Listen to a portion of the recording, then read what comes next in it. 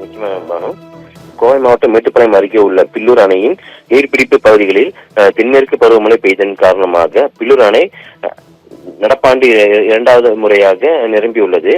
பில்லூர் அணையின் நீர்பிடிப்பு பகுதியான கேரளா மாநிலம் அட்டப்பாடி, சைலண்ட் வேலி மற்றும் நீலகிரி மாவட்டமான அப்பர் பவானி, அவாஞ்சி, குந்தா போன்ற பகுதிகளில் நேற்று அதிக கனமழை பெய்ததன் காரணமாக பில்லூர் அணைகளும் நீர்வரத்து அதிகரித்து நேற்று இரவு வினாடிக்கு 14,000 கன அடியாக உயர்ந்தது.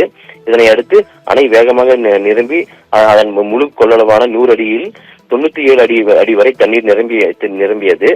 பில்லூர் அணையின் நிறுவனத்து 14 அணைக்கடி உயரத்தால் அணையின் பாதுகாப்பு கருதி 4 மதகுகளும் திறக்கப்பட்டு அதன் வழியாக 15,000 கன அடி தண்ணீர் வினாடிக்கு உபரியாக பவானி ஆற்றில் வெளியேற்றப்பட்டு வருகிறது.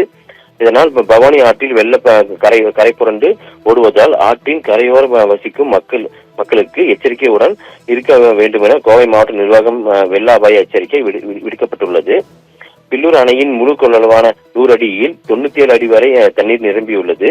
எனவே ஆற்றின் கரையோர மக்கள் எச்சரிக்கையுடன் இருக்குமாறு ஆற்றில் யாரும் இறங்கி துணி துவைக்கவோ மீன்பிடிக்கவோ கூடாது எனவும் கோவை மாவட்ட நிர்வாகம் சார்பில் மற்றும் வருவாய்த்துறையினர் பொதுமக்களுக்கு எச்சரிக்கை விடுத்து வருகின்றனர். பானு.